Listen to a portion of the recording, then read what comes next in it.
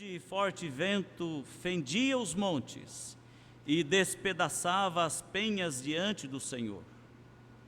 Porém o Senhor não estava no vento. Depois do vento, um terremoto, mas o Senhor não estava no terremoto. Depois do terremoto, um fogo, mas o Senhor não estava no fogo. E depois do fogo, um cicio tranquilo e suave. Senhor Deus, pedimos a graça do Senhor sobre nossas vidas.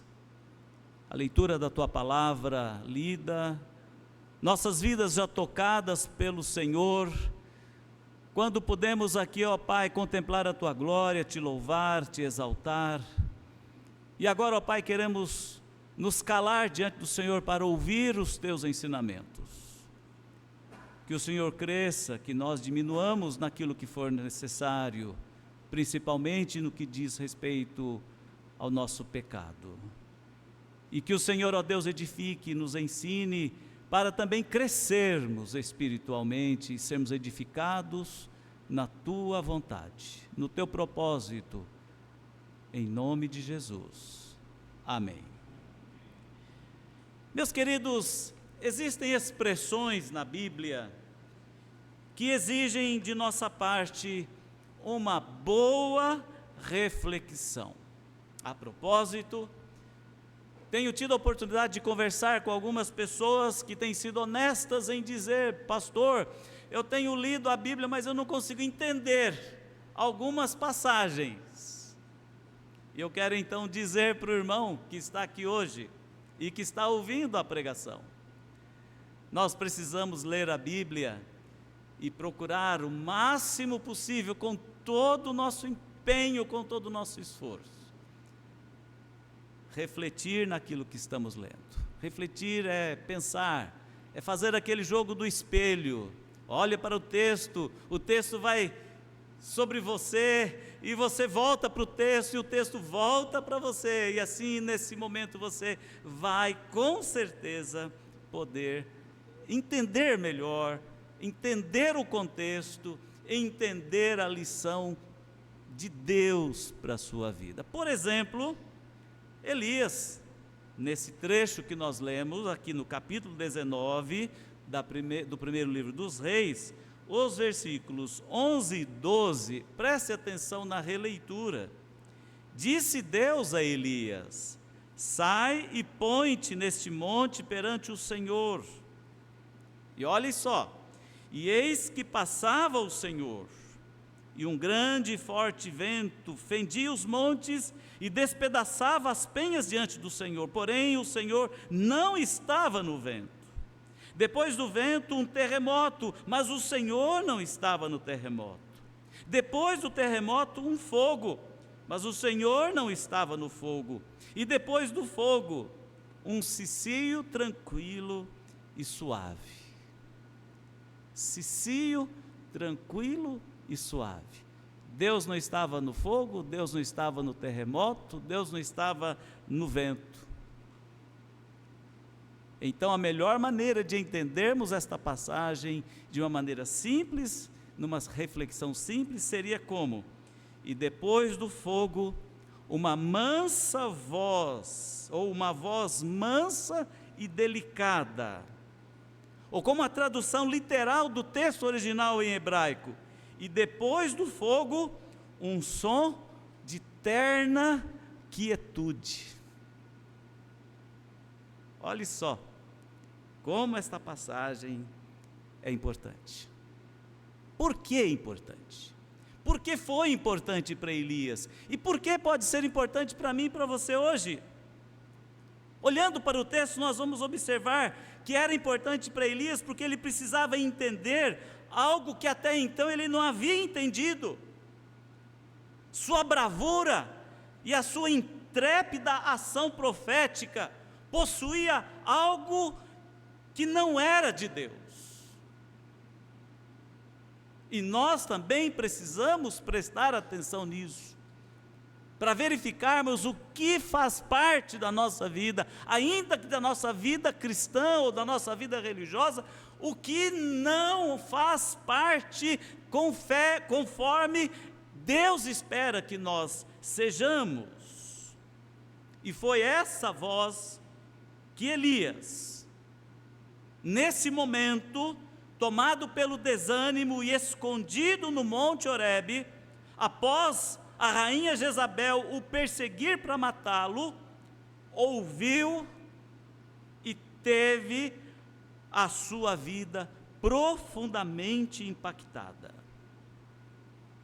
E isso responde a uma importante pergunta: por que Deus permitiu isso na vida de Elias?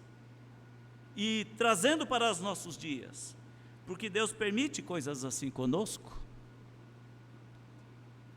Eu vejo pessoas orando, pedindo fogo do céu. Eu vejo pessoas orando, pedindo para o chão tremer. Eu vejo pessoas orando, pedindo que haja algo assim terrificante. Seria isso mesmo que nós devíamos fazer? Seria isso mais adequado? Meus irmãos, nesta passagem, a revelação divina mostra que houve pessoas inspiradoras que reconheceram desde os primeiros tempos uma repetição da aparição de Deus. Por exemplo, esta passagem, ela é similar à revelação que foi concedida a Moisés no Sinai. Se você pensar bem e associar esse momento com Elias, lá naquele momento com Moisés, você vai encontrar similaridades. Como Deus, em sinal da sua graça, Ele concedeu a oração de Moisés para que ele pudesse ver a sua glória, após ser posicionado contrário ao povo que se esfriou em relação com ele, com a ajuda de Arão, quando construíram o bezerro de ouro. Quando Moisés zelou pela honra do Senhor e quando o povo se rebelou, adorando esse bezerro de ouro. Assim também, Deus mostrou a sua glória para Elias. Deus se manifestou a Elias de uma maneira que Elias pôde entender, assim como Moisés pôde entender o que Deus queria mostrar para as suas vidas. Moisés descobriu, conforme Êxodo capítulo 34, que o Deus, o Jeová, é um Deus misericordioso, é um Deus terno, é um Deus de bondade, é um Deus de misericórdia. Enquanto que o que Deus fez com Elias, em primeiro lugar, foi para que ele contemplasse a sua graça através desses fenômenos da natureza. E Deus então fala a Elias de uma maneira que ele pudesse perceber o que ele queria para com sua vida. Por isso, queridos, a mensagem que eu quero deixar para a igreja nessa noite é Deus e Elias, um encontro que mudou tudo. Um encontro que muda tudo, quando nós também temos um encontro com Deus e ouvimos o que Ele tem a dizer para nós. Onde os ruídos, onde os barulhos ensurdecedores, onde os movimentos extraordinários podem nos assustar, podem nos causar temor, podem mexer conosco de diversas maneiras, mas onde Deus fala e nós podemos entendê-lo. Meus queridos, o encontro que muda tudo é o que talvez eu precise, é o que talvez você precise, é o que talvez nós precisamos. Sabe por quê? Porque aprendendo com essa passagem bíblica, nós vamos descobrir que barulhos, combates, guerras não resolvem crises. Na verdade, criam-se mais crises. Guerra não resolve nada. Guerra cria mais crise. A nossa história está repleta de exemplos dessa natureza. A Bíblia, aliás, a Rússia há alguns anos, combate e bombardeia a Ucrânia. Está solucionado os problemas naquela região? Há tempos Israel combate os palestinos e numa recente guerra destruiu a faixa de Gaza. Resolveu o problema? Bombas, bombas e mais bombas. Pessoas morrem, países são destruídos, fortunas são queimadas nessas batalhas. E o que fica? Mais gastos e mais crises. Nessa história de Elias, é importante destacar que ele obteve uma incontestável vitória contra os adoradores de Baal e contra o paganismo instalado na corte de Jezabel e Acabe. Quando Elias orou, desceu fogo do céu e queimou o altar pagão. No capítulo 18, você pode conferir totalmente, completamente esta história. E esse episódio, irmãos, é um exemplo de como a soberania de Deus foi demonstrada de forma incontestável. E o episódio de Elias e os profetas de Baal é um convite para refletir sobre a fidelidade e a confiança em Deus. E o que se pode aprender com este episódio? O que se pode aprender com este episódio? A importância, irmãos, de escolher e servir o Deus verdadeiro, mesmo em momento de incerteza. É isso que se pode aprender com esse episódio. A necessidade de usar a palavra certa na hora certa. A importância de orar com confiança. E o que aconteceu depois desta situação do fogo ter descido e ter consumido o altar a Baal? O rei Acabe incentiva o povo a adorar ainda mais adorar Baal, um falso Deus. Elias foi enviado pelo Senhor para desafiar esses baalaítas. E Elias propôs uma coisa: o que responder com fogo será Deus. Os sacerdotes de Baal sacrificaram bezerros no altar, mas nenhum fogo acendeu.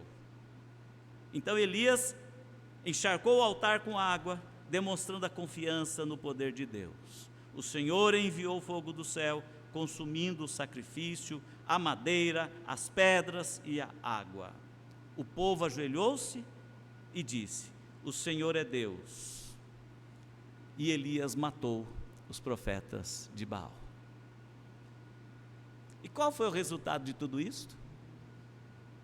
Lembra-se que eu falei que guerras, bombas e mortes não resolvem? O resultado de tudo isso foi: Elias teve que fugir para o deserto sob profundo desalento e cheio de autocomiseração. O episódio nos ensina que não devemos promover cataclismas, destruições típicas das guerras, pois certamente haverá mais crises para serem resolvidas. Por isso, queridos irmãos, o combate e a guerra não resolvem crises. Elias, um homem bravo, um homem que orou e o fogo do céu desceu. Ao terminar isso tudo, o que sobra do profeta? Um fugitivo para não ser morto.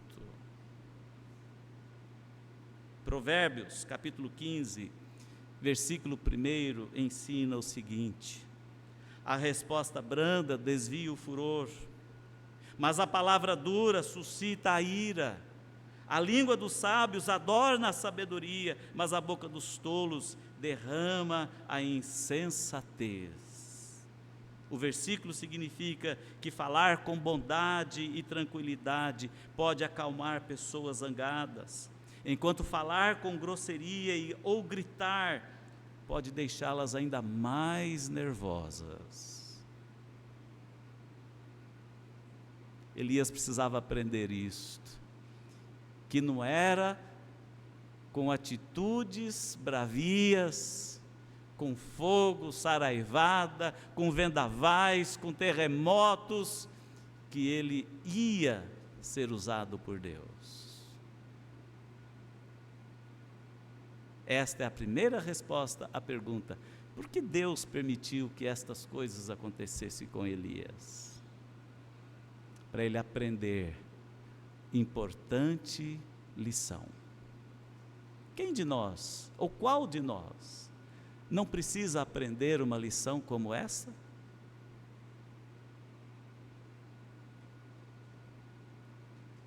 A segunda ênfase que eu vejo aqui no texto sobre esse encontro com Elias, que mudou tudo, e sobre o encontro que Deus pode ter comigo e contigo, que também pode mudar tudo na nossa vida, é a lição de Deus, que vem de Deus, mostrando que a ternura é mais poderosa que a violência.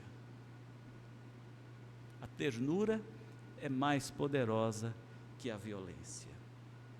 Sempre houve grande contraste entre os profetas e pregadores da Bíblia, assim como há em nossos dias. Afinal, Deus chama diferentes pessoas em diferentes circunstâncias para servi-lo. E eu cito aqui alguns desses contrastes. Primeiro, João Batista e Jesus. Olha a diferença que a ternura comprova, que ela é mais poderosa do que a bravura, do que a violência. João clamava à beira do Jordão e no deserto, dizendo: o machado está posto à raiz da árvore, a infrutífera será cortada. Raça de víboras, quem vos ensinou a fugir da ira vindoura? Você pode ver isso lá em Mateus 3, 7 a 12. E numa trama de governo, teve a sua cabeça decapitada e entregue numa bandeja de prata. Mateus 14, de 8 a 12. Que vale mais? Uma cabeça numa bandeja de prata ou um profeta João Batista que continuasse servindo a Deus?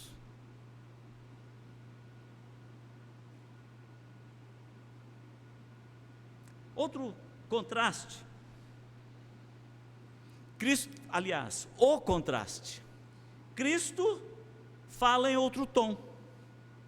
Ouvistes o que foi dito aos antigos, eu porém vos digo, amai os vossos inimigos, fazei bem aos que vos perseguem, e orai pelos que vos caluniam. Esse é o contraste. Você vê isso em Mateus 5,44. Que palavras causam, meus irmãos, maior impressão? As inflamadas de João Batista ou as ternas e meigas do Senhor Jesus Cristo?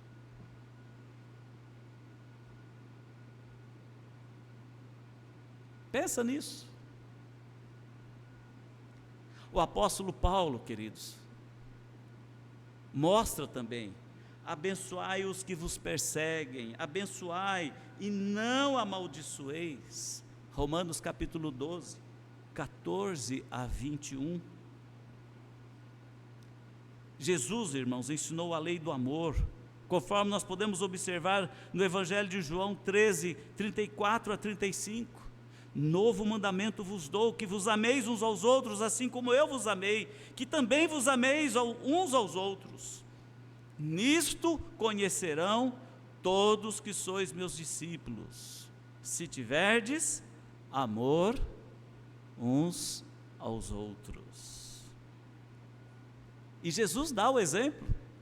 Jesus amou a mulher acusada de adultério, João capítulo 8, de 1 a 11, quando ele diz: vai e não peques mais, ninguém te condenou, nem eu te condeno. Jesus amou a mulher samaritana, João 4, 13 a 14, A mulher samaritana veio para tirar água do poço e Jesus lhe pediu um pouco de água.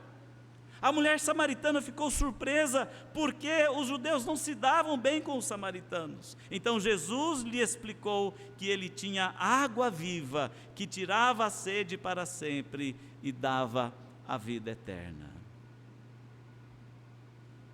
Assim como nesses exemplos bíblicos, o profeta Elias, em seu encontro com Deus, ouviu através da voz do Senhor palavras de ânimo, de ajuda e de graça. Inclusive, Elias recebeu alimento para o seu corpo. Meus irmãos, esta segunda lição, ela é a mais pura e verdadeira que nós precisamos observar na palavra de Deus.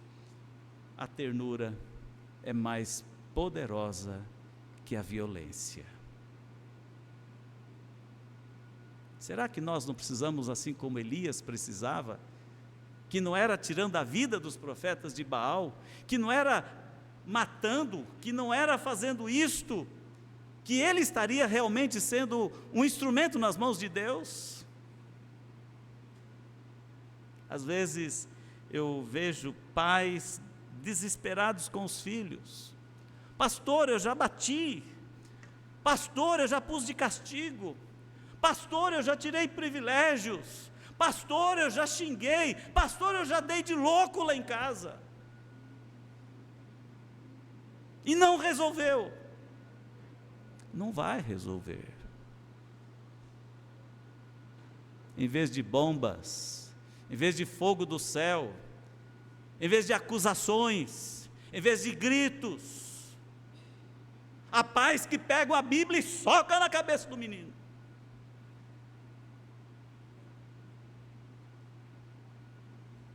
Pega um cabo de vassoura aí.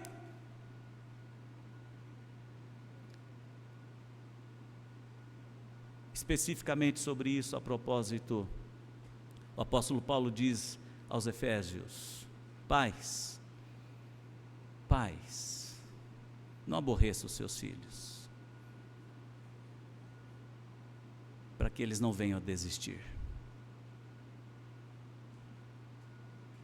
Palavras meigas, palavras amorosas, palavras de bênção,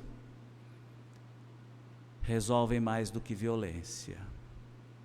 Elias precisava ter esse encontro com Deus e aprender esta importante lição. A terceira e última lição é que nós entendemos Deus pelo seu amor e menos pelo seu poder.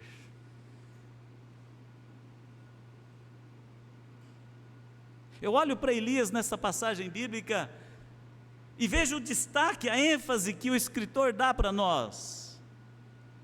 Deus não estava no trovão, Deus não estava no terremoto, Deus não estava no vendaval. Deus estava na voz suave. Deus estava na voz suave. A voz suave, ela transmite amor. Ela mostra amor. Ela comprova amor. Êxodo capítulo 34 também nos mostra que Deus, quando Deus apareceu a Moisés e lhe deu os 10 mandamentos, fuzilou um raio, ribombou o trovão e o monte fumegava. E lá embaixo, o povo de Israel, com a liderança de Arão, construiu um bezerro de ouro e se afastava dele. Moisés ficou irado, tão irado quando ele presenciou essa cena, que ele pegou aquelas pedras e jogou-as com violência no chão, e aconteceu que elas se espatifaram. E Deus, com toda a paciência, disse: agora a Moisés: toma você a pedra e escreva nela os mandamentos que eu te dou. E ali Deus deu novamente os mandamentos a Moisés. Em Lucas capítulo 2, versículo 8 a 11, quando registra o nascimento de Jesus, diz que quando veio a graça e a verdade, o anúncio da chegada de Jesus foi numa noite quieta, silenciosa, e o anúncio da chegada de Jesus foi através de uma voz arcanja, dizendo as seguintes palavras: havia naquela mesma região pastores que viviam nos campos e guardavam o seu rebanho durante as vigílias da noite, e o anjo do Senhor desceu onde eles estavam, e a glória do Senhor brilhou ao redor deles, e ficaram tomados de grande temor. O anjo, porém, lhes disse: não temais, eis aqui vos trago boa nova de grande alegria, que o será para todo o povo. É que hoje vos nasceu na cidade de Davi o Salvador, que é Cristo o Senhor. Paz na terra aos homens e glória a Deus nas alturas. O anúncio, a notícia mais poderosa de todos os tempos: Jesus nasceu, o Salvador chegou. E com esse anúncio, a declaração: paz na terra. Paz na terra. Percebem, queridos, que nós podemos conhecer a Deus melhor pelo seu amor, e que o seu poder é tão grande que nós não conseguimos compreendê-lo? Você já parou para pensar nisso? Por isso que a palavra de Deus diz: quem resiste à manifestação do poder de Deus? Mas quando nós ouvimos a voz de Deus, falando com suavidade, falando graciosamente, nós então podemos entendê-lo melhor. Nós entendemos a Deus mais pelo seu poder. Por isso, Jesus Cristo, ao contrário dos nervosos, raivosos e gritadores pregadores, ele diz: vinde a mim todos vós que estáis cansados e oprimidos, e eu vos aliviarei. Tomai sobre vós o meu jugo e aprendei de mim, que sou manso e humilde de coração, e encontrareis descanso para as vossas almas, porque o meu jugo é suave e o meu fardo é leve.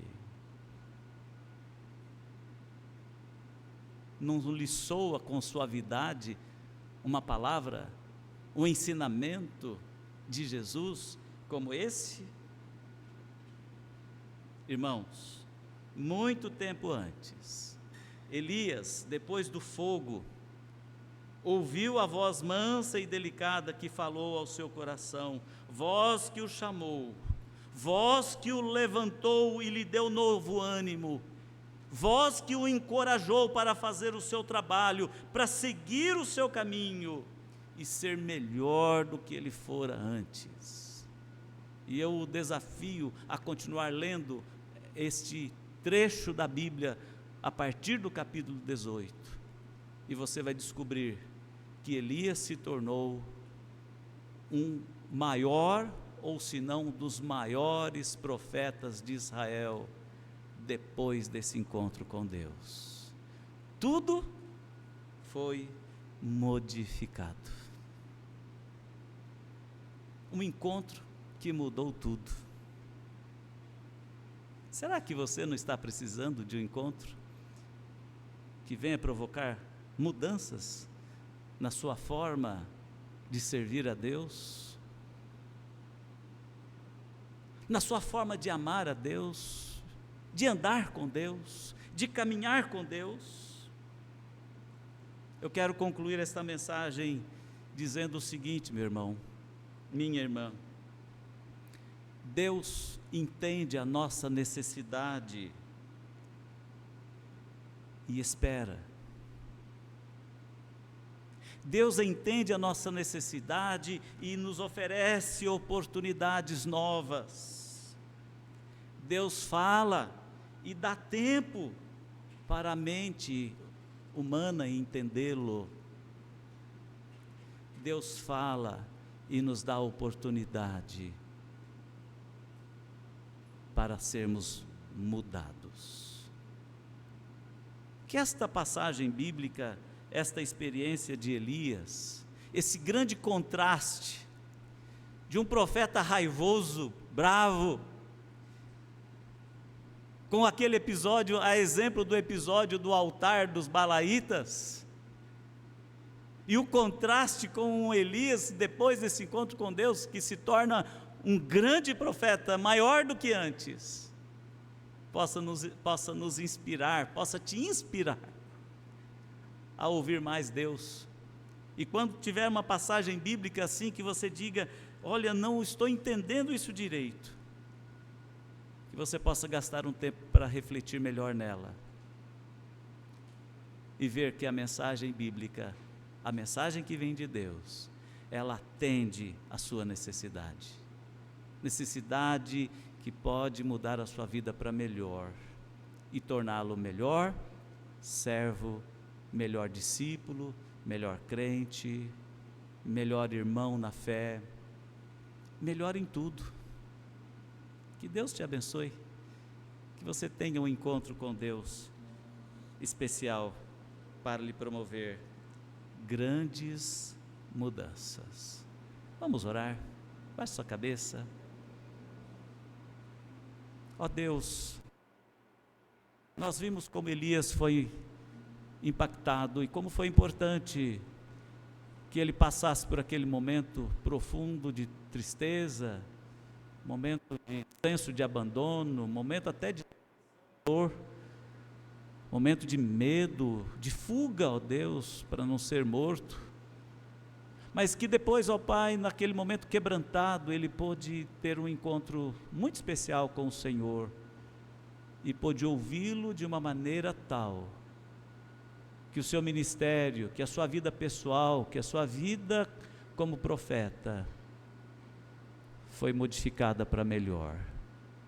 E que assim, ó Deus, nós também possamos ter essas experiências, e nos nossos encontros com o Senhor, possamos ver e entender que o Senhor não está na terra que treme, que o Senhor não está no fogo que queima, que o Senhor não está na chuva de granizo, no raio que cai, mas que o Senhor está presente ali no quarto silencioso, no momento silencioso da alma que o busca, que clama, que te implora, no momento da oração, no momento da contemplação da glória, no momento íntimo e pessoal com o Senhor, onde a voz suave fala ao coração. Oramos em nome de Jesus. Amém.